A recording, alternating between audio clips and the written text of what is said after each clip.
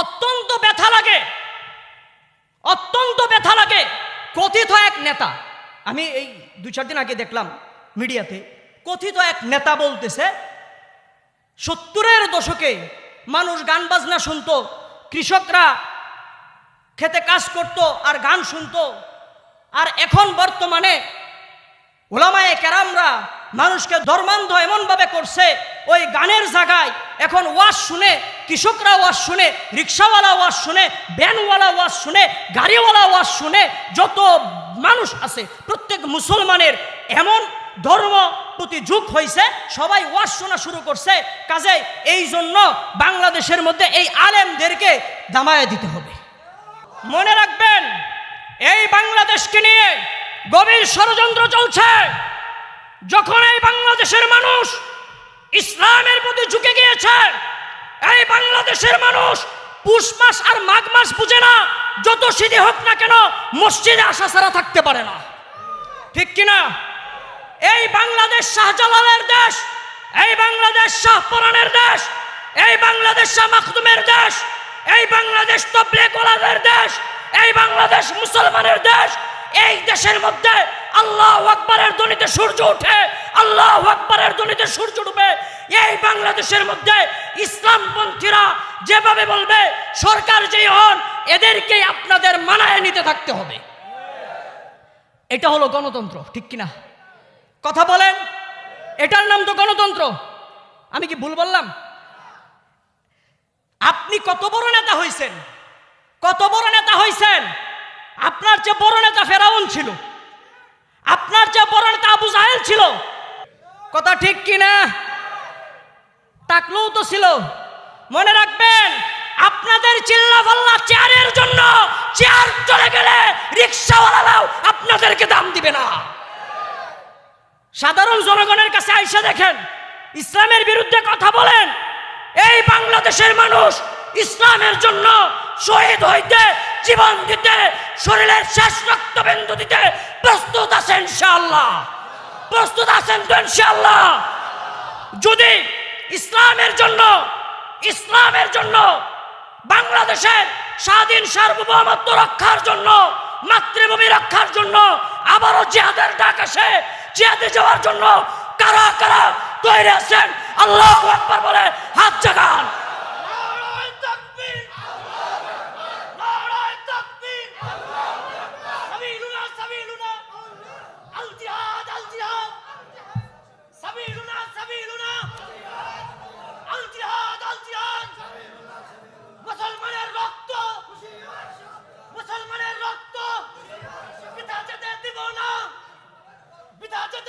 মনে করবেন,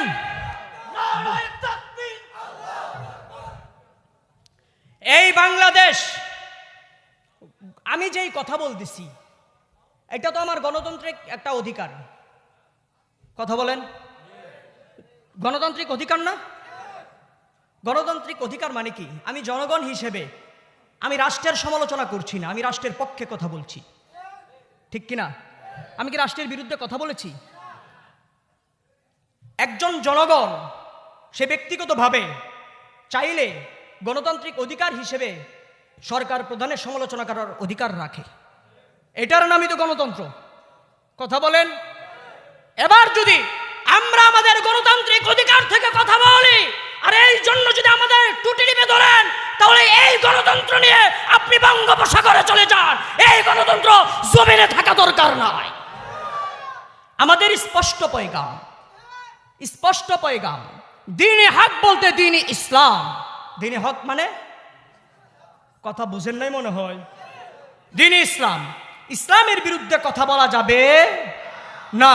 আমি আওয়ামী লীগ করি, আমি বিএনপি করি, আমি জামাত করি, আমি জাসদ করি, আমি চরমোনাই করি, যেই দলই করি না কেন, আমার যখন দম শেষ হয়ে যাবে, আমার যখন জীবন শেষ হয়ে যাবে, কবরে যাওয়ার পর মেরে মুহতারাম ভাইও, আল্লাহ তাআলা আপনাকে জিজ্ঞেস করবে না আপনি আওয়ামী লীগ করেন, আপনি বিএনপি করেন, আপনি জামাত করেন, চরমোনাই করেন, আপনাকে জিজ্ঞেস করবে তুমি কি ইসলাম মেনেছিলে নাকি কোনো দল করেছিলে। কথা বলেন। কাজেই আমি যতদিন জীবিত হকের কথা বলে যাব।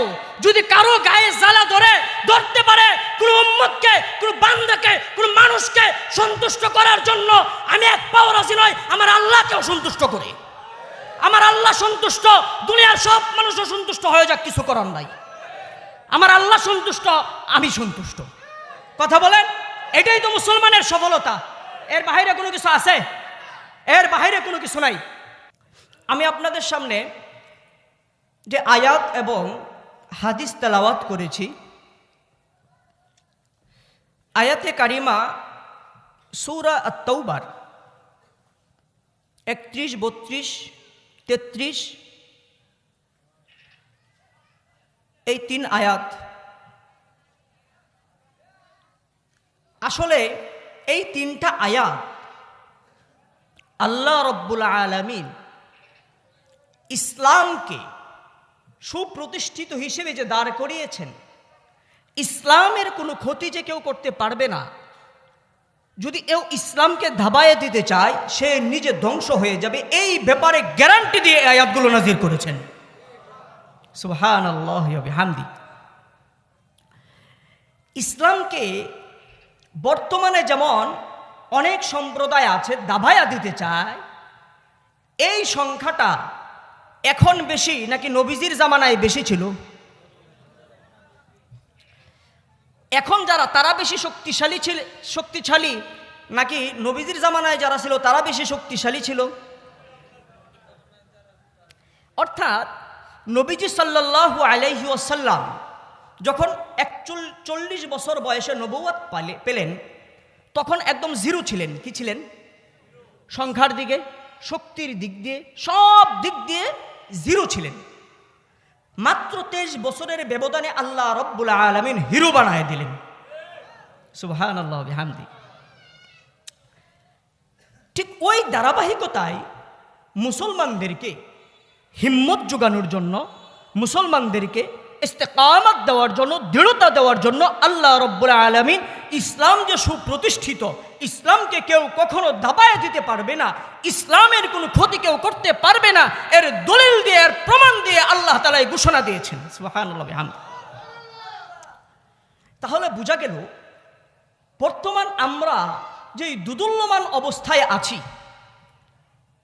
কি দুদুল্যমান অবস্থায়? দুদুল্যমান অবস্থাটা হলো, আমাদেরকে অনেকেই জিজ্ঞেস করে যে হুজুর, শুধু আমরা মুসলমানরা মার খাচ্ছি, ইসলামপন্থী যারা তারাই কোণঠাসা হয়ে যাচ্ছে, যারা ইসলামের উপর চলতেছে তাদের উপরেই মুসিবত পড়তেছে। ইসলাম নিয়ে কথা বলতে গেলে হাতের মধ্যে হাত করা পড়ে যায়, ইসলাম নিয়ে কথা বলতে গেলে কারাগারে যেতে হয়, ইসলাম নিয়ে কথা বললে চাকরি চলে যায়, ইসলাম নিয়ে কথা বললে এলাকার মধ্যে বয়কট করে দেয়। এত মুসিবত আসতেছে ইসলামওয়ালাদের, এত মুসিবত আসতেছে, এত বিপদ আসতেছে মুসলমানদের, এত কষ্ট হচ্ছে শরীয়ত উলাদের, এত নির্যাতন হচ্ছে উলামায়ে কেরামের উপরে। এর কারণ কি?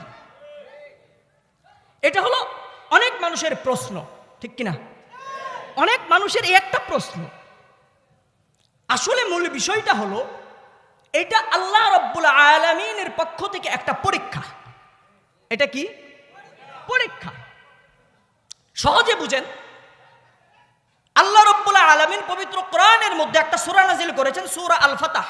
সূরা আল ফাতাহ অর্থাৎ বিজয়।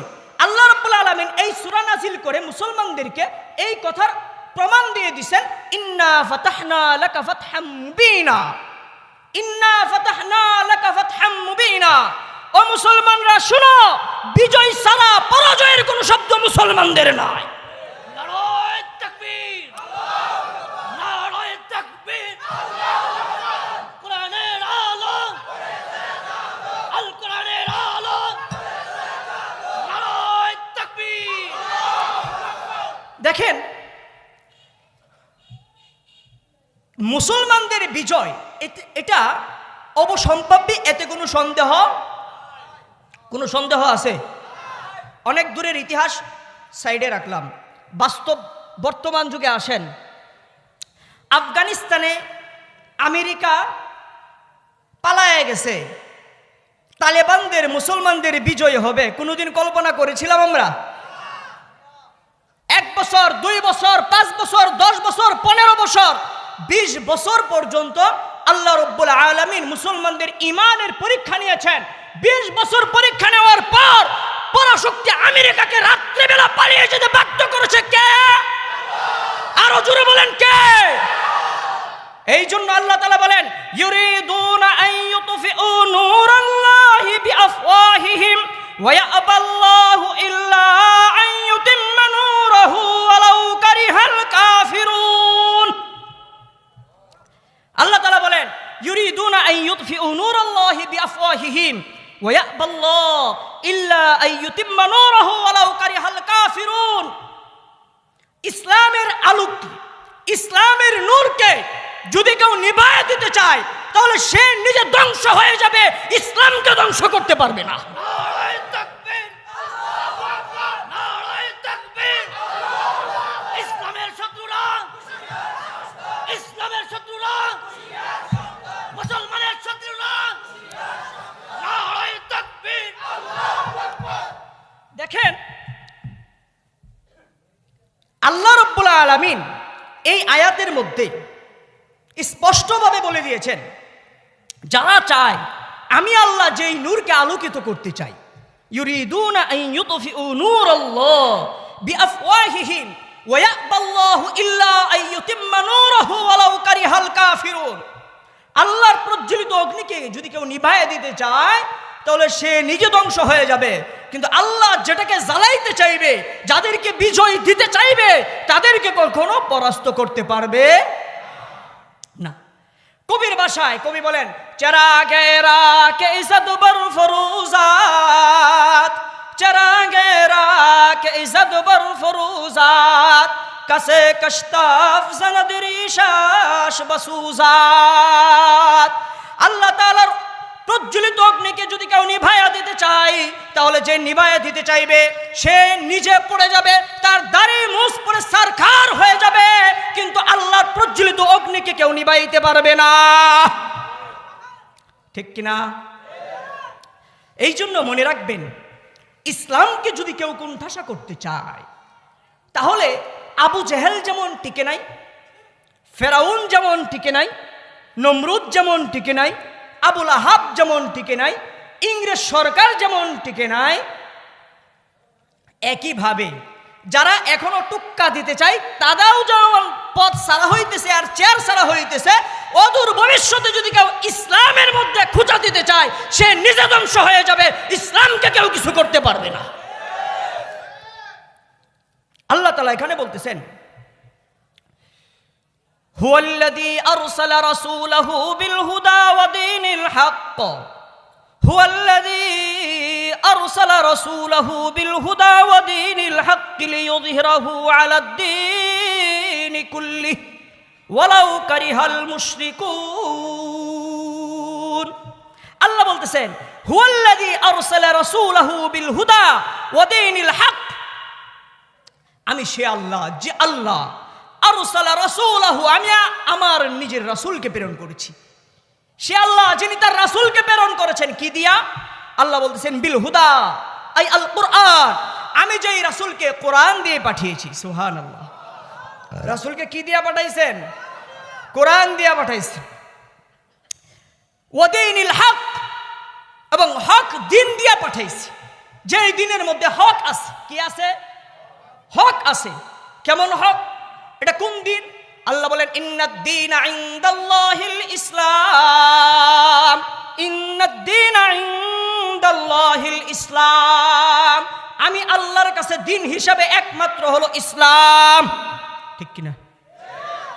এবার কেউ যদি বলে হিন্দু ধর্ম, আল্লাহ এখানে বলতেছে ইন্নাদ-দীনা ইনদাল্লাহিল ইসলাম, দিন হিসেবে, ধর্ম হিসেবে আমি আল্লাহর কাছে মনোনীত কেবলই ইসলাম। আলহামদুলিল্লাহ। ওই ইসলাম ধর্মের অনুসারী হয়ে খুশি না বেজার? কারা কারা খুশি? চাদরের নিচে যাদের হাত তারাও খুশি তো ইনশাআল্লাহ? আলহামদুলিল্লাহ। না মুরব্বীদের হাত চাদরের ভিতরে এই ঠান্ডার মধ্যে হুজুরে কইলে কি বারে বারে হাত তুলুন যাবো নাকি? কথা কয় না। যারা তুলতে পারেন না আলহামদুলিল্লাহ, সমস্যা নাই। বাকি এখানে 40-এর নিচে বয়স্কার, কথা কয় না কা? আরে 40-এর নিচে বয়স্কার ওই যুবকগুলারে দেখতে চাই। দেখছেন নি? এখন যদি বলা হয়তো যাদের বয়স 40-এর নিচে 500 করে টাকা দেওয়া হবে, লাভ দিয়ে সব দাঁড়ায় যেত, ঠিক কিনা? এখন আওয়াজ দিতে জানে না, হাত বাইর করতে জানে না। আপনাদের এলাকার নির্বাচন শেষ না শুরু? নির্বাচনের আগে কেমন আওয়াজ ছিল? ও বিকট আওয়াজ না? আওয়াজের সুরে এলাকায় থাকা যায় না। তখন দাড়ি পাকা মুরব্বীরা পর্যন্ত লাফায়া লাফায়া তাকবীর দেয়, ঠিক কিনা? লাভ লাভ হইল তড়িৎ গতিতে 1 প্লেট মুড়ি, তারপর ওই সিগারেট টিগারেট এগুলো যদি পাই তাহলে পাইলো বোনাস, যাওয়ার সময় 500 টাকা, ঠিক কিনা? 500 টাকা।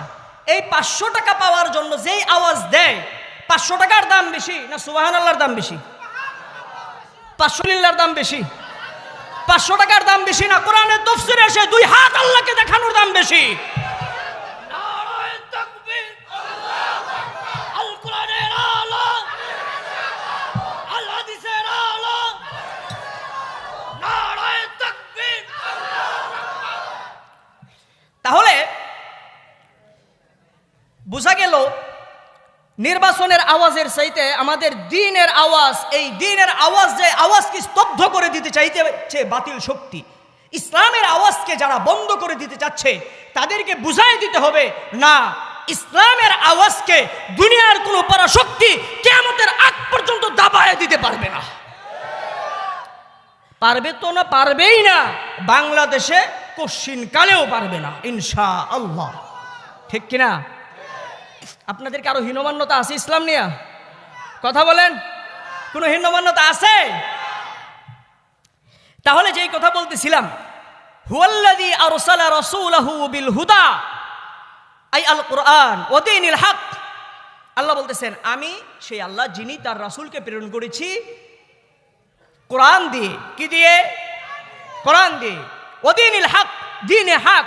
দ্বীনে হক অর্থাৎ সত্য দিন কোনটা? ইসলাম। কি? এবার আল্লাহ বলতেছেন ইন্না দীনা ইনদাল্লাহিল ইসলাম, আমি আল্লাহর কাছে ইসলাম হলো একমাত্র মনোনীত দিন। সুবহানাল্লাহ। অন্য আয়াতে আল্লাহ বলতেছেন আল ইয়াউমা আকমালতু লাকুম দীনাকুম ওয়া আতমামতু আলাইকুম নি'মাতি ওয়া রাদিতু লাকুমুল ইসলাম দীনা। আল্লাহু আকবার। আল্লাহ বলতেছেন আজকের এই দিনে অর্থাৎ নবীজির সেই বিদায় হজের দিন আল্লাহ বলতেছেন আল ইয়াউমা আকমালতু লাকুম দীনাকুম ওয়া আতমামতু আলাইকুম নি'মাতি ওয়া রাদিতু লাকুমুল ইসলাম দীনা। আজকের এই দিনে আমি আল্লাহ দ্বীনে ইসলামের উপর সন্তুষ্ট হয়ে গেলাম এবং এই ইসলামকে পরিপূর্ণ করে দিলাম। এর মধ্যে কোনো সংযোজন বিয়োজনের সুযোগ নাই। তাহলে এই আয়াতগুলো দ্বারা এই কথাটাই প্রমাণ হয় ধর্ম হিসেবে একটাই আছে, সেটা হলো কি? ইসলাম। কি বলেন? ধর্ম হিসেবে যেটা আছে এটার নাম কি? এবার কেউ যদি বলে হিন্দু ধর্ম, বৌদ্ধ ধর্ম, খ্রিস্টান ধর্ম, জায়েজ হবে? কথা বলেন না, জায়েজ হবে। ধরেন আপনাদের এলাকায় মেম্বার 2 জন দাঁড়াইছে। কয়জন? 2 জন দাঁড়াইছে। একজন দাঁড়াইছে, কয়েকদিন নির্বাচন করছে, করার পর এইবার প্রথম যেই লোক ছিল ওই লোকে এর মোটা অঙ্কে টাকা দিছে, টাকা দেওয়ার পর সে বসে গেছে। এমন ঘটনা ঘটে কিনা? আছে না নাই? ওই লোকের মেম্বার পাওয়া যাবে? কথা কন কেন? আগেই আগেই কি হয়ে গেছে? বাতিল হয়ে গেছে। অথবা সে ঘোষণা দিছে আমি আর নির্বাচন করব না, তাকে কি কেউ মেম্বার বলবে? তাহলে যেই ধর্মগুলো আল্লাহ তাআলা রহিত করে দিয়েছেন ওইগুলোকে ধর্ম বলা জায়েজ হবে? এখন বুঝেন, এত কিছুর পরও যদি কেউ বলে ধর্ম যার যার উৎসব সবার, এরা কি ইমানদার না বেঈমান? কথা বলেন। তাহলে ধর্ম যার যার উৎসব সবার হতে পারে না। ধর্ম একটাই, ইসলাম। উৎসব মুসলমানদেরই হবে ইসলামী শরীয়তের আলোকে। মুসলমানের ইসলামী সংস্কৃতির ভিতরে হিন্দুদের যেমন অংশ নাই, অন্য কোনো গোত্রের যেমন অংশ নাই, অন্য কোনো ধর্মদেরকে, অন্য কোনো ধর্মাবলম্বী তাদেরকে এটা বলাও জায়েজ নাই, ঠিক কিনা? তাদেরকে ধর্ম বলা জায়েজ হবে? কথা কন। যদি তাদেরকে ধর্ম বলাই জায়েজ হইতো তাহলে যদি কেউ বলে এখানে হালাল ভাবে ঘুষ খাওয়া হয়, মানবেন? হালাল তরিকায় ঘুষ আছে? পবিত্র অবস্থায় এইখানে প্রস্রাব পান করা হয়, মারি দিবেন নি? কথা কয় না, মারি দিবেন না? এই বেটা, প্রস্রাব তো এমনি অপবিত্র, এইটা আবার পবিত্র অবস্থায় পান করাবি কেমনে? ওইগুলো তো আগেই রহিত। তাহলে দিন ইসলাম বলতে, ধর্ম বলতে একটাই, সেটা কি? তা ও মুসলমানরা, সেই একমাত্র ধর্ম ইসলামের অনুসারী হওয়াতে আরেকবার আল্লাহর দরবারে দিল থেকে শুকরিয়া আদায় করি, আলহামদুলিল্লাহ। এই ইসলামের অনুসারী হয়ে খুশি না বেজার? আল্লাহ সবাইকে কবুল করে নেক, প্রকৃত মুমিন হিসেবে আল্লাহ কবুল করে নেক, ঈমান নিয়ে ইসলাম নিয়ে কবরে যাওয়ার তৌফিক দান করুক। তাহলে এখানে আল্লাহ বলতেছেন ওয়াদিনিল হক লিইয়ুযহিরাহু আলাদ দীনি কুল্লি। আল্লাহ বলতেছে অন্য যা ছিল ওইগুলোর উপরে এই দ্বীন ইসলামটা প্রাধান্য পেয়ে যাবে, বিস্তার লাভ করবে। এই জন্য আমি আল্লাহ নবীকে পাঠাইছি। সুবহানাল্লাহ। ওয়ালাউ কারিহাল মুশরিকুন। আর এই দ্বীন ইসলাম প্রতিষ্ঠিত হওয়া দেখে যদিও কাফেররাও খুশি হয়, কাফেরদের অন্তর্জ্বালা সৃষ্টি হয়, ঠিক কিনা? কথা কন না কা? আল্লাহ তাআলা আরেক জায়গায় বলছে, মুসলমানদের হালত নিয়ে আল্লাহ বলতেছেন কাযারাইন আখরাজা শাতাহু ফাআযারাহু ফাস্তাগলাযা ফাস্তাওয়া আলা সুকিহি ইউজিবুজ যুররা লিয়াগীযা বিহিমুল কুফফার। আল্লাহ বলতেছেন কাযারাইন আখরাজা শাতাহু ফাআযারাহু ফাস্তাগলাযা ফাস্তাওয়া আলা সুকিহি ইউজিবুজ যুররা লিয়াগীযা বিহিমুল কুফফার। যখন একটা কৃষক সে একটা বীজ নিয়ে আসছে, এনে রোপণ করলো, রোপণ করার পর অঙ্কুরিত হলো, বীজটা অঙ্কুরিত হওয়ার পর একটু বড় হলো, বড় হওয়ার পর এরকম ফুল আসলো অথবা ফল আসলো, কৃষকের কাছে কেমন লাগবে? আর যদি নষ্ট হয়ে যায়? আল্লাহ বলতেছেন কাযারাইন আখরাজা শাতাহু ফাআযারাহু ফাস্তাগলাযা ফাস্তাওয়া আলা সুকিহি ইউজিবুজ যুররা। ঠিক মুসলমানদের হালত হলো এমন। মুসলমানদের আগে ঈমান ছিল না, ঈমান এনেছে। মুসলমানদের শক্তি সামর্থ্য ছিল না, শক্তি সামর্থ্য চলে আসছে। এখন মুসলমানরা নামাজ পড়তেছে, রোজা রাখতেছে, হজ করতেছে, যাকাত দিতেছে, দ্বীনি আলোচনায় বসতেছে, দ্বীনি আলোচনার ব্যবস্থা করতেছে। এইটা হলো মুসলমানদের ঈমানদারদের খুশির বিষয়। ওইখানে কৃষকের জন্য যেমন খুশির বিষয়, সে রোপণকৃত একটা বীজ থেকে যখন ফল আসে এটা যে দেখে যেমন কৃষক খুশি হয়ে যায়, ঠিক মুসলমানও খুশি হয়। কিন্তু লিয়াগীযা বিহিমুল কুফফার, লিয়াগীযা বিহিমুল কুফফার। আল্লাহ বলেন এই অবস্থা দেখে যখন মুসলমানরা 5 ওয়াক্ত নামাজ পড়বে, রোজা রাখবে, হজ করবে, যাকাত দিবে, শরীয়ত মানবে, দিন বুঝার জন্য দ্বীনি মাহফিল করবে, দ্বীনি মজলিস করবে, উলামায়ে কেরামের সাথে সম্পর্ক করবে, উলামায়ে কেরামের সুখে দুঃখে তাদের পাশে থাকবে, লিয়াগীযা বিহিমুল কুফফার। যাদের ভিতরে কুফরি আছে তাদের অন্তর্জ্বালা সৃষ্টি হয়ে যায়, সেই অন্তর্জ্বালার কারণে তারা চায় ইসলামকে দাবাইয়া দিতে, ঠিক কিনা? এখন যখন আমার এই বাংলাদেশের মধ্যে আজকে বিজয়ের মাস চলতেছে, ঠিক কিনা? এই বাংলাদেশের স্বাধীন সার্বভৌমত্ব রক্ষার জন্য যখন উলামায়ে কেরাম কাঁধে কাঁধ মিলিয়ে সেই হিন্দুস্তানের বিরুদ্ধে কথা বলছে, আমার এই বাংলা স্বাধীন দেশ, এই অখণ্ড স্বাধীন দেশকে হিন্দুস্তানের হাতে হিন্দুস্তান কখনো পরিচালনা করতে পারে না, তখনই লিয়াগীযা বিহিমুল কুফফার, হিন্দুস্তানের অন্তর্জ্বালা সৃষ্টি হয়ে গিয়েছে। আর এই হিন্দুস্তান এখন বাংলাদেশের আলেমদেরকে বিভিন্নভাবে পাকড়াও করার জন্য সরকারের উপর যেমন চাপ সৃষ্টি করতেছে, উলামায়ে কেরামের উপর নির্যাতনের স্টিম রুলার পরিচালনার নির্লক্ষ্য করতেছে।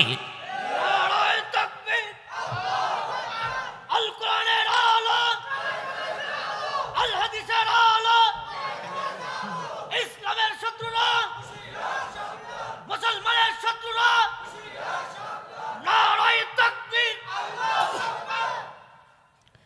মনে করবেন এই বাংলাদেশ স্বাধীন হয়েছে, এর পিছনে অনেক লম্বা ইতিহাস আছে, আছে না নাই? এই বাংলাদেশের ইতিহাস 1971-এর ইতিহাস নয়। যদি আপনারা 1971-এর ইতিহাস টেনে আনেন তাহলে 1970 সালে শেখ মুজিবুর রহমানের নির্বাচনকে প্রত্যাহার করা হয়, ঠিক কিনা? কান টানলে যেমন মাথা আসে, ইতিহাস টানলে একটু পিছনে যেতেই হবে, ঠিক কিনা? আপনারা আসেন, এই 200 বছর ভারত উপমহাদেশ পরিচালনা করলেন ইংরেজ সরকার, ঠিক কিনা? ইংরেজ সরকার টার্গেট করে হিন্দুদেরকে যদি 1% নির্যাতন করে থাকে, মুসলমানের উপরে বাকি 99% নির্যাতন করেছে। ইংরেজদের বিরুদ্ধে আন্দোলন যারা করেছে, হিন্দুরা যদি 1% হয়, বাকি 99% ছিল মুসলমান। কিন্তু ইংরেজ সরকার লক্ষ লক্ষ উলামায়ে কেরাম, লক্ষ লক্ষ মুসলমানদেরকে শহীদ করার মাধ্যমেও ভারত উপমহাদেশে মুসলমানদেরকে দাবায় দিতে পারে নাই। একের পর এক আন্দোলন মুসলমানরা করেছে, শামালির ময়দানে করেছে, বালাকোটের ময়দানে করেছে, সিপাহী বিদ্রোহ করেছে, অসহযোগ আন্দোলন করেছে।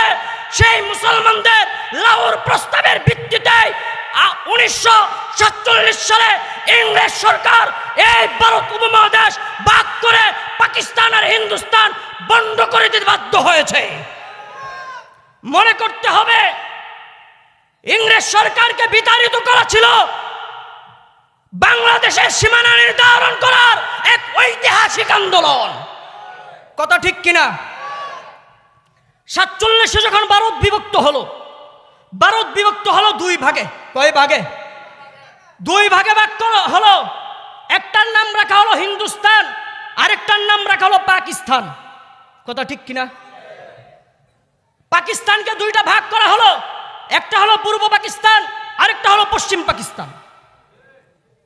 মাঝখানে রাখা হলো হিন্দুস্তান। এইখানে যে ভাগটা হলো, এই ভাগটা কোনো শক্তির কারণে হয় নাই, কোনো সংস্কৃতির কারণে হয় নাই, কোনো ব্যক্তির কারণে হয় নাই। এই ভাগটা হয়েছিল মুসলমানদের একটা অংশ, হিন্দুদের আরেকটা অংশ, কথা ঠিক কিনা? কারণ এই 2 এলাকায়, পূর্ব পাকিস্তান এবং পশ্চিম পাকিস্তান, 2 এলাকায় মুসলমানদের সংখ্যা বেশি, আর হিন্দুস্তানে হিন্দুদের সংখ্যা বেশি। এই জন্য পূর্ব পাকিস্তানের সাথে পশ্চিম পাকিস্তানের সংস্কৃতির মিল নাই। পশ্চিম পাকিস্তানের পোশাক হলো পাঞ্জাবি পায়জামা, আর পূর্ব পাকিস্তানের পোশাক হলো লুঙ্গি, ঠিক কিনা? পূর্ব পাকিস্তানের মানুষ ভাত খাইতে পছন্দ করে, আর পশ্চিম পাকিস্তানের মানুষ রুটি খাইতে পছন্দ করে। পূর্ব পাকিস্তানের মানুষ বাংলা ভাষার জন্য জীবন দিতে জানে, ঠিক কিনা? আর পশ্চিম পাকিস্তানের মানুষ উর্দু ভাষার জন্য মানুষকে হত্যা করতে জানে, ঠিক কিনা? তাহলে তাদের সাথে আমাদের ভাষার মিল নাই, সংস্কৃতির মিল নাই, পোশাকের মিল নাই, খাবারের মিল নাই। মিল ছিল একটাই, তারাও হলো মুসলমান, আমরাও হলো মুসলমান।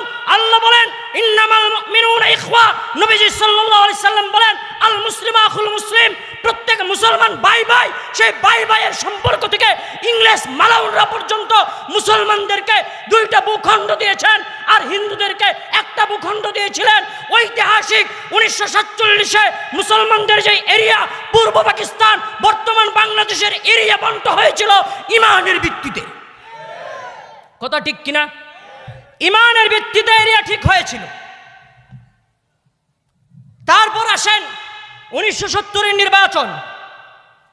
যেহেতু আমরা বাঙালি জাতি, আমাদের বিজয়ের মাস চলতেছে, বিজয় দিবস নিয়ে আলোচনা করা একটু দরকার আছে, আছে না নাই? আছে। এবার আসেন 1970-এর নির্বাচনে। 1970-এর নির্বাচন, শেখ মুজিবুর রহমান যখন তার নির্বাচনী ইশতেহারের মধ্যে বলেছিলেন আমি যদি বিজয় লাভ করি তাহলে কখনো ইসলাম বিরোধী কোনো কাজ বাস্তবায়ন হতে দিব না, ঠিক তখনই বাংলার মুসলমান অকাতরে নির্বিশেষে বিনা দ্বিধায় কোনো চিন্তা ছাড়াই শেখ মুজিবুর রহমানকে বঙ্গবন্ধু বানিয়ে নির্বাচিত করেছিলেন, ঠিক কিনা? একটা একটা কথা মনে রাখবেন, ইসলাম বিরোধী কোনো কাজ হতে দিব না এর অর্থই হলো গম চুরি করব না, এর অর্থই হলো রাস্তা চুরি করব না, এর অর্থই হলো জনগণের টাকা লুটপাট করে খাবো না। ঠিক কিনা? এটা ছিল বঙ্গবন্ধুর আদর্শ। ওই আদর্শের কারণে বাংলাদেশের হাজার হাজার লক্ষ লক্ষ মানুষ বাংলাদেশের এই স্বাধীনতা সার্বভৌমত্ব রক্ষার জন্য জীবন দিয়েছেন। তাহলে বোঝা গেল শেখ মুজিবুর রহমান, বঙ্গবন্ধু শেখ মুজিবুর রহমান হয়েছেন, জননেতা হয়েছেন, মানুষের মণিকুটায় বসেছেন একমাত্র ইসলামকে সামনে এনে যখন বলেছিলেন ইসলাম বিরোধী কাজ হতে দিব না। এবারের সংগ্রাম মুক্তির সংগ্রাম, এবারের সংগ্রাম স্বাধীনতার সংগ্রাম, জয় আমরা করবো ইনশাআল্লাহ। ইনশাআল্লাহ যখন বলেছিল তখনই কিন্তু মুসলমানের এই ডায়লগের কারণে মুসলমানরা ঈমান দিতে, মুসলমানরা এই ঈমানি তাকাজা নিয়ে, ঈমান নিয়ে মুসলমানরা ঝাঁপিয়ে পড়েছিল বাংলাদেশের স্বাধীন সার্বভৌমত্ব রক্ষার জন্য। ইসলামের শত্রুরা, বাংলাদেশের শত্রুরা, নারায়ে তাকবীর। তাহলে মনে রাখেন, এবার আসেন ৭১-এর যুদ্ধ। কি বললাম? মাতৃভূমিকে ভালোবাসা ইসলাম কি শিখাইছে? শিখায় নাই?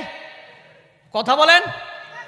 নবীজি সাল্লাল্লাহু আলাইহি ওয়াসাল্লাম যখন মক্কা থেকে বিতাড়িত হয়েছিলেন, নবীজি বারবার পিছনে ফিরে তাকাচ্ছিলেন আর বলছিলেন, ও মক্কা, তোমার মধ্যে আমার শৈশব পার হয়েছে, তোমার মধ্যে আমার কৈশোর পার হয়েছে, তোমার মধ্যে 40টা বছর আমি থেকেছি, 50টা বছর অতিবাহিত করেছি, আজকে তোমাকে ছেড়ে আমার চলে যেতে হচ্ছে। নবীজির চোখের পানিতে বুক বেজে গিয়েছিল, নবীজি কাঁদতে কাঁদতে মক্কা পরিত্যাগ করেছিল। নবীজি হাদিসের মধ্যে আসছে, মদিনায় থাকা অবস্থায় যখন মদিনার সাথে ভালোবাসা হয়ে গেল, নবীজির মাতৃভূমি বলে কথা যখন স্থায়ী হয়ে গেল, নবীজি মদিনায় কোথাও সফরে গেলে প্রথমে যখন উহুদ পাহাড় দূর থেকে বেশি উঠতো, নবীজি সাল্লাল্লাহু আলাইহি সাল্লাম খুশি হয়ে যেতেন যে এই তো আমি আমার মদিনায় চলে আসছি।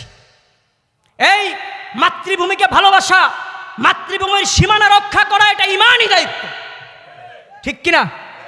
এই ঈমানের ভিত্তিতে মনে রাখবেন সূক্ষ্ম একটা কথা, আপনারা রাগ করতেছেন, রাগ করলে কিচ্ছু করার নাই, লিয়াগীযা বিহিমুল কুফার। ঠিক কিনা? রাগ করলে বোঝা গেল ইমানে কমতি আছে, অন্তর জ্বালা হইতেছে। আমি আমার ব্যক্তিগত কথা বলতেছি, যেহেতু এখানে দ্বীনে হক এসছে, এই জন্য দ্বীনে হক নিয়ে কথা বলছি, হক দ্বীন নিয়ে কথা বলতেছি। তাহলে ৭১-এ যারা যুদ্ধ করেছে, আলহামদুলিল্লাহ সুম্মা আলহামদুলিল্লাহ, এইখানে অনেক সংখ্যা আছে, আছে না নাই? সম্মান জানানো এক জিনিস, দোয়া করা আরেক জিনিস। সম্মান জানানো, দোয়া করা আরেক জিনিস। যারা দেশের জন্য জীবন দিয়েছে সবাইকে সম্মান করি, ঠিক কিনা? আর যারা ঈমানকে সাথে নিয়ে, ঈমানই তাকাজায় নিজের দেশের স্বাধীন সার্বভৌমত্ব রক্ষার জন্য, দেশের মানচিত্রকে স্থির রাখার জন্য, মানচিত্রকে হায়েনাদের হাত থেকে রক্ষা করার জন্য, এই দেশকে স্বাধীন করতে গিয়ে জীবন দিয়েছে, তারাই হলো প্রকৃত শহীদ। এছাড়া অন্য কেউ প্রকৃত শহীদ হতে পারে না। এটাই তো ইসলাম, নাকি? কথা বুঝতেছেন? কথা পরিষ্কার। কেউ যদি বলে আমি অমুককে খুশি করতে গিয়ে জীবন দিলাম, সে কি শহীদ না মৃত্যু? মৃত। সে কি? মৃত। কেউ যদি বলে আমি এমনিই মন চাইছে বন্দুকের গুলিতে শহীদ হয়ে গেলাম, সে কি শহীদ না মৃত? শহীদ কেবল সেই হতে পারে যেই ব্যক্তি ঈমানকে সামনে রেখে, কি বললাম? ঈমানকে সামনে রেখে দেশের জন্য জীবন দিয়েছে, তারাই হলো শহীদ। তাদের মাগফিরাত কামনা করি, অন্যদেরকে সম্মান করি। কথা ঠিক কিনা? তাহলে বোঝা গেল বাংলাদেশের মধ্যে যারা এই বাংলাদেশকে স্বাধীন করতে গিয়ে আমার মুসলমান ভাইয়েরা রক্ত দিয়েছে, জীবন দিয়েছে, তারাও ঈমানের ভিত্তিতে দিয়েছে। বাংলাদেশ স্বাধীন হয়েছে ঈমানের ভিত্তিতে। এই বাংলাদেশের মধ্যে ঈমানদাররাই থাকবে, ঈমানদাররাই হুকুমত করবে, এছাড়া কারো হুকুমত বাংলাদেশে রাখতে পারে না। কথা ঠিক কিনা?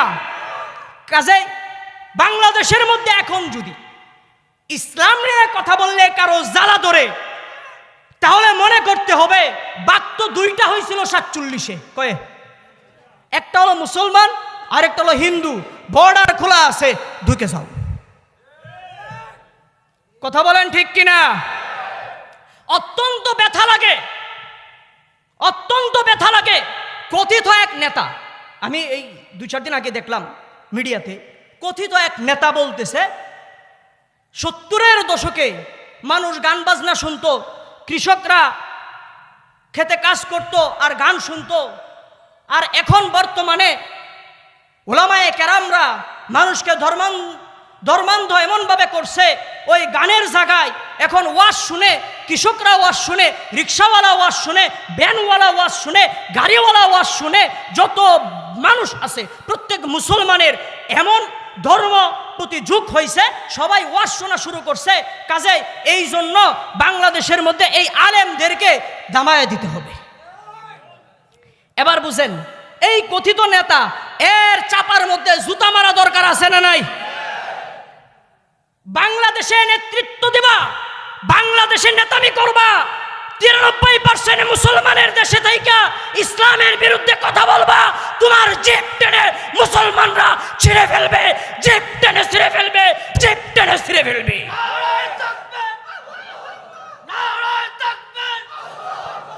ইসলামের শত্রুরা, মুসলমানের শত্রুরা, বাংলাদেশের শত্রুরা, মনে রাখবেন, মনে রাখবেন, এই বাংলাদেশকে নিয়ে গভীর ষড়যন্ত্র চলছে।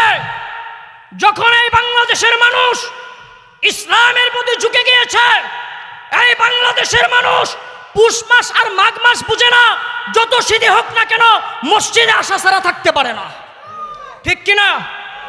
এই বাংলাদেশ শাহজালালের দেশ, এই বাংলাদেশ শাহপরানের দেশ, এই বাংলাদেশ শাহ মাখদুমের দেশ, এই বাংলাদেশ তাবলীগ ওয়ালাদের দেশ, এই বাংলাদেশ মুসলমানের দেশ। এই দেশের মধ্যে আল্লাহু আকবারের ধ্বনিতে সূর্য ওঠে, আল্লাহু আকবারের ধ্বনিতে সূর্য ডুবে। এই বাংলাদেশের মধ্যে ইসলামপন্থীরা যেভাবে বলবে, সরকার যেই হন, এদেরকে আপনাদের মানায় নিতে থাকতে হবে। এটা হলো গণতন্ত্র, ঠিক কিনা? কথা বলেন, এটার নাম তো গণতন্ত্র। আমি কি ভুল বললাম? আপনি কত বড় নেতা হইছেন, কত বড় নেতা হইছেন? আপনার চেয়ে বড় নেতা ফেরাউন ছিল, আপনার চেয়ে বড় নেতা আবু জাহেল ছিল, আপনার চেয়ে বড় নেতা কয়েকদিন আগে মুরাদ টাকলু ছিল। কথা ঠিক কিনা? টাকলু তো ছিল। মনে রাখবেন, আপনাদের চিল্লাপাল্লা চেয়ারের জন্য, চেয়ার চলে গেলে রিক্সাওয়ালারাও আপনাদেরকে দাম দিবে না। সাধারণ জনগণের কাছে আইসা দেখেন, ইসলামের বিরুদ্ধে কথা বলেন, এই বাংলাদেশের মানুষ ইসলামের জন্য শহীদ হইতে, জীবন দিতে, শরীরের শেষ রক্তবিন্দু দিতে প্রস্তুত আছেন ইনশাআল্লাহ, প্রস্তুত আছেন তো ইনশাআল্লাহ। যদি ইসলামের জন্য, ইসলামের জন্য, বাংলাদেশের স্বাধীন সার্বভৌমত্ব রক্ষার জন্য, মাতৃভূমি রক্ষার জন্য আবারও জিহাদের ডাক আসে, জিহাদে যাওয়ার জন্য কারা কারা তৈরি আছেন? আল্লাহু আকবার বলে হাত জাগান।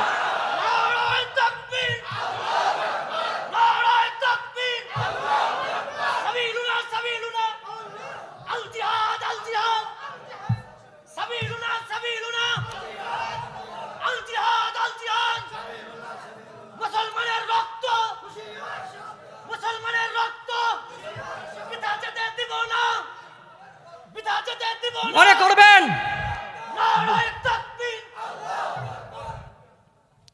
এই বাংলাদেশ, আমি যেই কথা বলতেছি, এটা তো আমার গণতান্ত্রিক একটা অধিকার। কথা বলেন, গণতান্ত্রিক অধিকার না?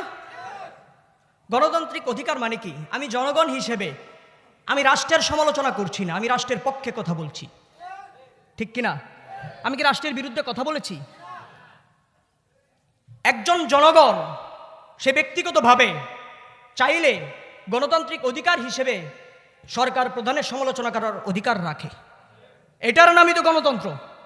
কথা বলেন।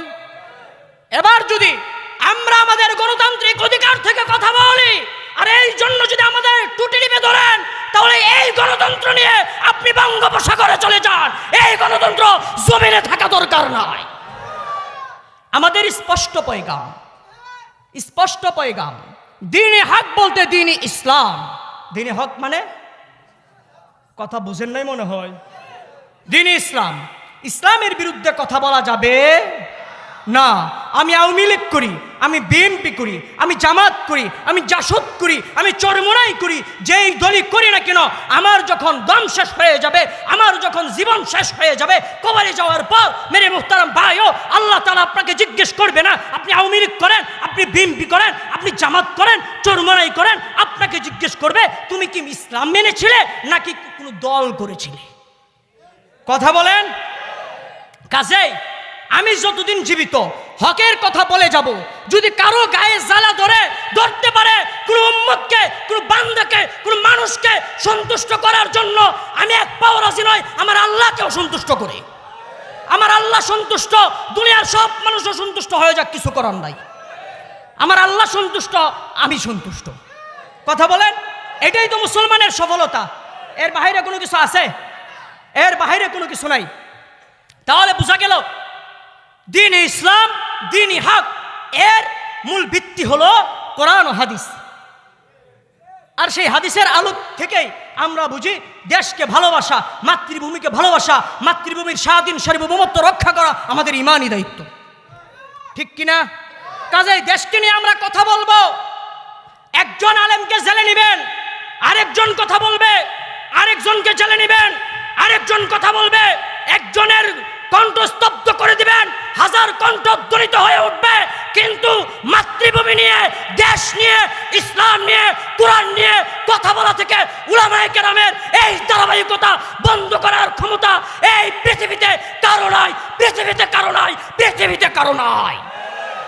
কাজেই যদি মনে করেন আমাদের কণ্ঠকে স্তব্ধ করে দিতে পারবেন, ইতিহাস পড়ে দেখেন। ইংরেজ সরকারও চেয়েছিল, পারে নাই। ঠিক কিনা? পারে নাই।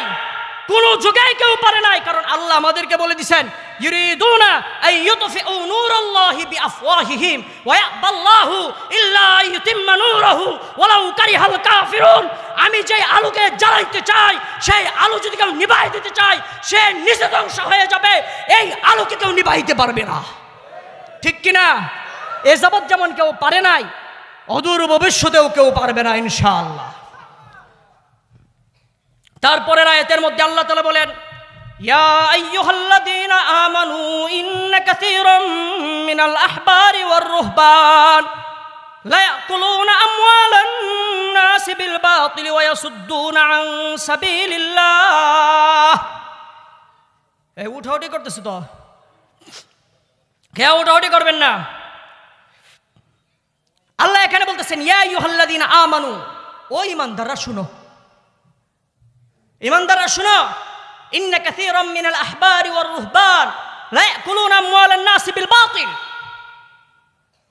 অধিকাংশ ইহুদিদের পাদ্রী, খ্রিস্টানদের রাহেব যারা ছিল, এরা অর্থাৎ ইহুদি খ্রিস্টানদের যারা ধর্মযাজক ছিল, তারা মানুষকে ধোঁকা দিয়ে অর্থ সম্পদ লুটপাট করে খায়। ঠিক কিনা?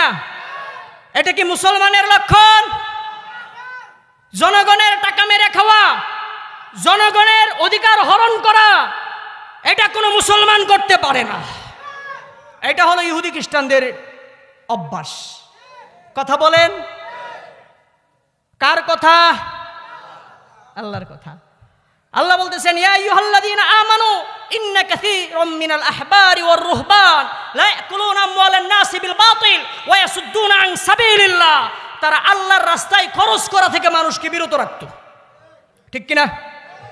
কয়েকদিন আগে শুনছেন না, কোন এলাকার এক এমপি নাকি বলল, মাদ্রাসার মধ্যে কেউ চামড়া দিবেন না।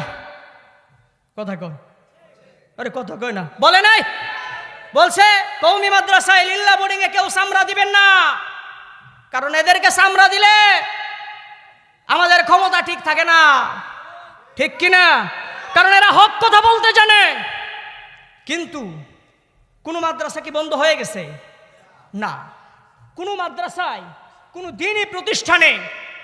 দ্বীনি প্রতিষ্ঠানে সদকা করা থেকে কোন মুসলমান ফিরাইতে পারে না। কোন দ্বীনি প্রতিষ্ঠান, যেমন এই মসজিদ আছে, এখন যদি একজন লোক বের হয় যে এই এলাকার মধ্যে কাউজোর এলাকায় বলবে এই মসজিদে টাকা দিও না, এই মসজিদে টাকা দিও না, এই মসজিদে দান করবা না, এই মসজিদে কেউ টাকা পয়সা দিবা না, এটা কি ইমানদারের আলামত? কথা বলেন। এই এলাকায় একটা মাদ্রাসা আছে, বলে লিল্লাহ বোর্ডিং এ এতিম বাচ্চারা পড়ে, ঠিক কিনা? এতিম বাচ্চারা পড়ে। তো এতিমদেরকে লেখাপড়া করার জন্য, কোরআন হাদিস শিখার জন্য মাদ্রাসায় কেউ আপনাদের কুরবানির চামড়া দিবেন না, এটা কি মুসলমানের আলামত? কথা বলেন। আল্লাহ বলতেছেন যে আল্লাহর রাস্তায় দান করা থেকে এই ইহুদি খ্রিস্টানদের যারা ধর্মযাজক ছিল এরা বিরত রাখতো, আল্লাহর রাস্তায় দিতে দিত না। কি করতো না? এই কোয়ালিটির লোক আমাদের বাংলাদেশে আছে না নাই? যদিও তারা সিল মারছে যে তারা মুসলমান, কিন্তু আসলে এরা মুসলমান না, এরা হলো মুনাফিক। কথা বলেন ঠিক কিনা? এদের আলামত কেমন? আল্লাহ কোরআনের মধ্যে বলেন ওয়াইদা লাকুল্লাযীনা আমানু ক্বালু আমান্না ওয়াইদা খালাউ ইলা শায়াতিনহিম ক্বালু ইন্না মাআকুম ইন্নামা নাহনু মুস্তাহজিউন। আল্লাহ বলেন ওয়াইদা লাকুল্লাযীনা আমানু ক্বালু আমান্না, যখন এই মুনাফিকরা রাস্তা দিয়ে চলে আর ইমানদারদের সাথে সাক্ষাৎ হয় তখন আমরাও তো মুসলমান, ঠিক কিনা? ওয়াইদা খালাউ ইলা শায়াতিনহিম, এখানে শয়তান বলতে মানুষদেরকে বোঝানো হয়েছে। কারে? তাদের শয়তান দুষ্ট যারা আছে ও মুসলিম, এদের সাথে যখন দেখা হয় তখন বলে কালু ইন্না মাআকুম, আরে আমরা তো তুমগল লগেই আছি, ঠিক কিনা? এই জন্য দেখবেন এই ধরনের বহুত লোক আছে না নাই? যখন দেখবেন ওয়াইদা লাকুল্লাযীনা আমানু ক্বালু আমান্না ওয়াইদা খালাউ ইলা শায়াতিনহিম, যখন দেখবেন আপনারা গেছেন যে আমরা একটা মাদ্রাসা করতে চাই, হ্যাঁ করো, সমস্যা নাই, করো। এমন নেতা আছে না নাই? একটা দিনই কাজ করবেন, করো, কিন্তু আস্তে করে পিন দিয়ে দিবে। আছে না নাই? আছে। আবার কিছু নেতা পাবেন এমন, আপনাদের এলাকায় নাও থাকতে পারে, এমন নেতা পাবেন এদের কাছে যত গাঞ্জট্টে আছে, মদখুর আছে, ইয়াবাখুর আছে, সুর আছে, ডাকাত আছে, বদমাশ আছে, সব তাদের সাথে দল। আছে না নাই? এদেরকে যদি বলেন তুমি তো মুসলমান, এদেরকে একটু বাদ দিয়ে চলো, তখন বলবে আমগর তো সবার লগেই থাকতে হয়। কথা বলেন ঠিক কিনা? যারা চোরের সাথে থাকে, যারা ডাকাতের সাথে থাকে, যারা সুদ ঘুষ ওয়ালাদের সাথে থাকে, এরাই হলো মুনাফিক। আর এদের জন্য আল্লাহ বলেন ইন্নাল মুনাফিকিনা ফিদ দারকিল আসফালি মিনান নার, এদের জন্যই হলো জাহান্নামের সবচেয়ে নিচা জায়গা, ঠিক কিনা? এই ধরনের মুনাফিক আছে না নাই? সব জায়গায় আছে না নাই? আছে। দেখবেন মসজিদ মাদ্রাসার ব্যাপারে গায়ে অ্যালার্জি, কিন্তু নাচ গান হয়ে গেলে সামনের কাতারে, ঠিক কিনা? একটা মাহফিলের জন্য যাবেন 2000 টাকা দিবে 3 সপ্তাহ ঘুরাইয়া, আর একটা নাটক হবে, যাত্রা হবে, সিনেমা হবে, বলবে সব টাকা আমি দিয়া দিব, তোরা কর।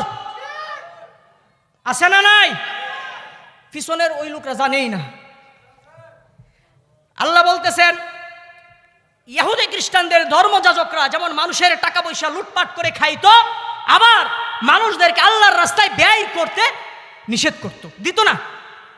ওয়াল্লাযীনা ইয়াকনিজুনা আয-যাহাবা ওয়াল ফিদ্দাতা ওয়া লা ইউনফিকুনাহা ফি সাবিলিল্লাহ ফাবাশশিরহুম বিআযাবিন আলীম। আল্লাহ বলেন ওয়াল্লাযীনা ইয়াকনিজুনা আয-যাহাবা ওয়াল ফিদ্দাতা ওয়া লা ইউনফিকুনাহা ফি সাবিলিল্লাহ। ও নবী শুনেন, যারা স্বর্ণ রূপা ধন সম্পদ অর্জন করেছে কিন্তু আল্লাহর রাস্তায় ব্যয় করে নাই, কি করে নাই? আল্লাহর রাস্তায় ব্যয় করে নাই, ফাবাশশিরহুম বিআযাবিন আলীম, তাদেরকে কঠিন আযাবের সুসংবাদ দেন। কি করেন? সুসংবাদ দেন। আজকে মাল সম্পদ কামাইতেছেন, মাল জমা করতেছেন, যতই করেন আল্লাহ বলতেছেন ফাবাশশিরহুম বিআযাবিন আলীম, তাদেরকে কঠিন আযাবের সুসংবাদ দিয়া দেন। এটা কি সুসংবাদ না দুঃসংবাদ? দুঃসংবাদ। আল্লাহ বলতেছেন ইয়াউমা ইউহমা আলাইহা ফি নারি জাহান্নাম ফাতুকওয়া বিহা জিবাহুহুম ওয়া জুনুবুহুম ওয়া যুহুরুহুম হাযা মা কানাজতুম লিআনফুসিকুম ফাযুকু মা কুনতুম তাকনিজুন। আল্লাহ বলেন যারা মাল সম্পদ কামাই করতেছে কিন্তু যাকাত দিতেছে না, আল্লাহর রাস্তায় দান করতেছে না, তাদের অবস্থা কেমন? তাদেরকে কাল সেই হাসরের ময়দানে ইয়াউমা ইউহমা আলাইহা ফি নারি জাহান্নামা ফাতুকওয়া বিহা জিবাহুহুম ওয়া জুনুবুহুম ওয়া যুহুরুহুম হাযা মা কানাসতুম লিআনফুসিকুম ফাযুকু মা কুনতুম তাকনিজুন। আল্লাহ বলেন, যারা মান সম্পদ অর্জন করতেছে, স্বর্ণ রূপা অর্জন করতেছে, আল্লাহর রাস্তায় দিতেছে না, তাদেরকে আল্লাহ তাআলা বলবেন, তোমাদের যত সম্পদ আছে এই সম্পদগুলো কাল হাসরের ময়দানে তোমাদেরকে জাহান্নামে পাঠিয়ে দেওয়া হবে। জাহান্নামে এই সম্পদগুলো তোমাদের পিঠের মধ্যে, গাড়ের মধ্যে, কোমরের মধ্যে এরকম দলবে। কি করবে? দলাদলি করবে আর বলবে, স্বাদ গ্রহণ করো। এগুলো তো অর্জন করছিলা, এগুলা কি করছিলা? জনগণের টাকা মারছিলা। রাস্তার কাজ আসছে 1 লক্ষ টাকা, 10,000 টাকা করাইছো, 90,000 আছে না নাই? কাঠ আসছে 5,000, এই কাঠ গরিবরা নিলেও টাকা লাগে 5,000, ঠিক কিনা? একটা বিধবা মহিলা, এই মহিলা একটা কার্ডের দরকার, সরকারি অনুদান। এই অনুদান আনতে গেলেও অনেক জায়গা আছে, আপনাদের এলাকায় নাই? অনেক জায়গা আছে, চেয়ারম্যান মেম্বারের টাকা দিলে কার্ড দেয়, আছে না নাই? অনেক আছে, কম না বেশি? দোষ তো আপনাদের, দুষ্কার। কারণ হইল একজন চেয়ারম্যান হওয়ার পরে তার যে বেতন মোটামুটি 7.5 লাখ টাকার মতো 5 বছরে পায়, সর্বোচ্চ কত পায়? আর এই ইউনিয়নে চেয়ারম্যান বানাইতে আপনারা খাইছেন 1 কোটি, ঠিক কিনা? উসুল করতে হবে না? 10 মিনিট চিল্লাহল্লা করে মুড়ি খাইছেন আর 500 করে টাকা নিয়ে ঢুকছেন। 5 ক্যান্ডিডেটের কাছ থেকে নির্বাচনের আগের রাত্রে 5,000 টাকা নিছেন। কথা কন? তাহলে তো কার্ডের টাকা নিবই, কথা ঠিক কিনা? কয় হুজুর এতক্ষণ আলোচনা ঠিক ছিল, এক সাইডে গেছে, এখন তো আমগুর কাঁদে আসছে, এইটা একটু কঠিন হয়ে গেল। হ্যাঁ, আজকের পর থেকে এই ধরনের টাকা পয়সা কারো কাছ থেকে খাবেন কারো কাছ থেকে ইনশাআল্লাহ। আল্লাহ তাআলা সবাইকে তৌফিক দান করুক। আমার সময় প্রায় শেষ। এখন কথা হলো, আমরা এই তাফসীর থেকে কি শিখলাম? আর নাহলে বাড়িতে যাইবেন, কালকে আবার হুজুরদেরকে নাম্বার দিবেন, ঠিক কিনা? কৌমুক হুজুরে বয়ানটা করছেন, আর এই হুজুরে আবার কইবেন 2 দিন মাহফিল শেষে কোন বক্তা কত নাম্বার পাইছে এটা দিবে, ঠিক কিনা? অথচ যারা আসবে উলামায়ে কেরাম সবাই তাফসীর করবে, কোরআনের কথা বলবে, নাম্বার দেওয়ার যোগ্যতা আমাদের নাই, ঠিক কিনা?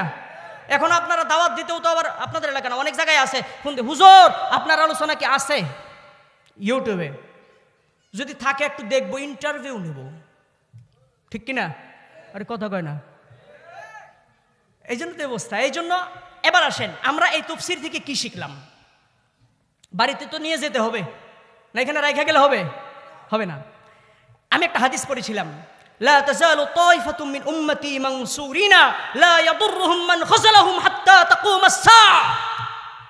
আল্লাহ নবী সাল্লাল্লাহু আলাইহি সাল্লাম বলেন, কিয়ামত পর্যন্ত আমার উম্মতের মধ্য থেকে একটা দল হকের উপরে এমন সুপ্রতিষ্ঠিত থাকবে, যাদেরকে কোনো বাধা, কোনো বিপদ, কোনো মুসিবত, জেল, কারাগার, কোনো ধরনের কোনো শাস্তি, কোনো ধরনের কোনো শক্তি তাদেরকে পরাস্ত করবে পারবে না। যেহেতু তাদেরকে পরাস্ত করতে পারবে না, ঠিক ওই জায়গা থেকে এসে এইবার একদল উলামায়ে কেরাম হকের কথা বলেই যাবে, ইসলামকে কেউ দাবায় দিতেও পারবে না। এটা হলো 1 নাম্বার শিক্ষা। কয় নাম্বার শিক্ষা? হীনমন্যতার কোনো কারণ নাই যে ইন্ডিয়া মুসলমানরা মার খাচ্ছে, অমুক জায়গায় মুসলমানদের রক্ত ঝরছে, অমুক জায়গায় মুসলমানরা কষ্টের মধ্যে আছে, অমুক জায়গায় উলামায়ে কেরাম জেলের মধ্যে আছে, অমুক জায়গায় উলামায়ে কেরাম মামলা খাইতেছে। কষ্টের কোনো কারণ নাই। কেন? কারণ আল্লাহ বলতেছেন ইসলামকে কেউ দাবায় দিতে পারবে না। 2 নাম্বার শিক্ষা, আল্লাহ তাআলা এই পৃথিবীতে ধর্ম বলতে একটাকেই শেষ পর্যন্ত পরিপূর্ণতা দিয়েছেন। এক ধর্মের উপরে আল্লাহ সিলমোহর মেরে দিয়েছেন, এক ধর্মকে স্থায়িত্বতা দিয়েছেন, এক ধর্মকে আল্লাহ সঠিক হিসেবে ঘোষণা দিয়েছেন। কিয়ামত পর্যন্ত সেই একটা ধর্মই থাকবে, সেটার নাম হলো কয় নাম্বার? 2 নাম্বার। 3 নম্বর শিক্ষা হলো আল্লাহ তাআলা নবীজি সাল্লাল্লাহু আলাইহি ওয়াসাল্লামকে কোরআন এবং ইসলামের শরীয়ত দিয়ে পাঠিয়েছেন, তৃতীয় কোনো জিনিস দিয়ে পাঠান নাই। 4 নম্বর শিক্ষা হলো দেশপ্রেম মুসলমানের ঈমানের সাথে জড়িত। দেশপ্রেম, দেশকে ভালোবাসবো, প্রয়োজনে দেশের জন্য জীবন দিয়ে দিব, প্রয়োজনে দেশের জন্য সব কিছু ত্যাগ করব, তারপরও আমার এই মাতৃভূমিকে অখণ্ড থাকার জন্য, অখণ্ড রাখার জন্য যা করতে হয় তাই করব। এই বাংলাদেশের মধ্যে যদি শকুনের চোখ পড়ে, কোনো দেশের দৃষ্টি পড়ে, তাদের চোখ তুলে ফেলবো, চোখ তুলে ফেলবো, চোখ তুলে ফেলবো। ঠিক কিনা? 5 নম্বর শিক্ষা হলো মাল সম্পদ হারাম ভাবে অর্জন করা যাবে না, হালাল ভাবে অর্জন করতে হবে।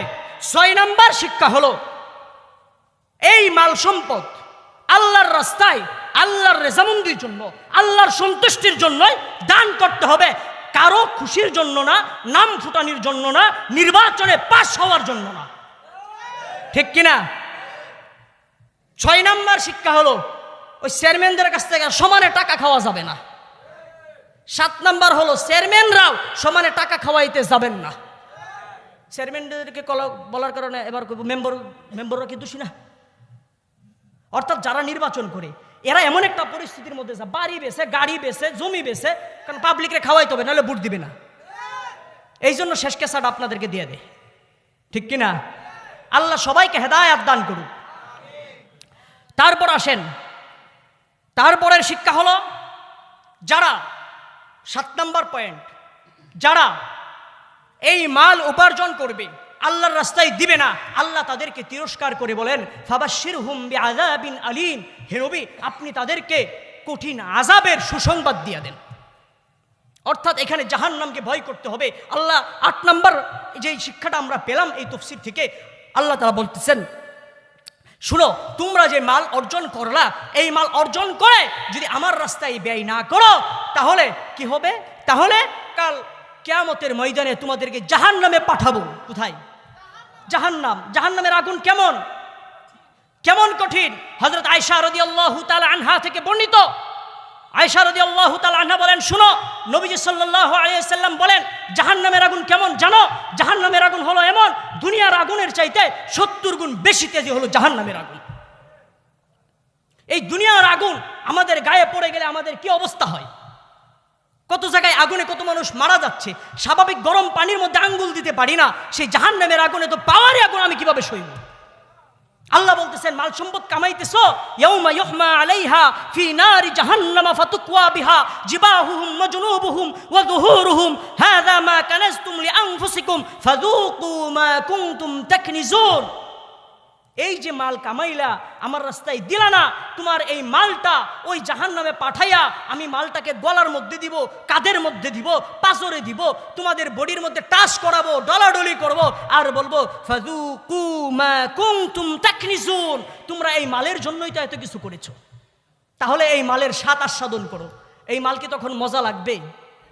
কথা বলেন, মজা লাগবে না? মজা লাগবে না। এই জন্য মাল কামান কোনো আপত্তি নাই। আল্লাহ তাআলা সুন্দরভাবে উৎসাহিতও করেছেন, মাল কামাইতে নিষেধ করেন নাই। আল্লাহ দোয়া শিখাই দিয়েছেন, রব্বানা আতিনা ফিদ দুনিয়া হাসানা ওয়া ফিল আখিরাতি হাসানাতাও ওয়া কিনা আযাবান নার। আল্লাহ বলতেছেন তোমরা দোয়া করো, হে আমাদের রব, আতিনা ফিদ দুনিয়া হাসানা, দুনিয়ার যত ভালো জিনিস আছে আমাদেরকে দেন, সুবহানাল্লাহ। ওয়া ফিল আখিরাতি হাসানা, আখিরাতের ভালোগুলোও দিয়ে দেন, ওয়া কিনা আযাবান নার, এবং জাহান্নামের আগুন থেকে বাঁচায়া দেন। এই জন্য আমরা এখানে যাই 9-10টা বিষয় শিখলাম। আল্লাহ তাআলা আমাদের সবাইকে এই বিষয়গুলোর উপর পরিপূর্ণভাবে বুঝে শুনে আমল করার তৌফিক দান করুন। সবাই বলি আমিন।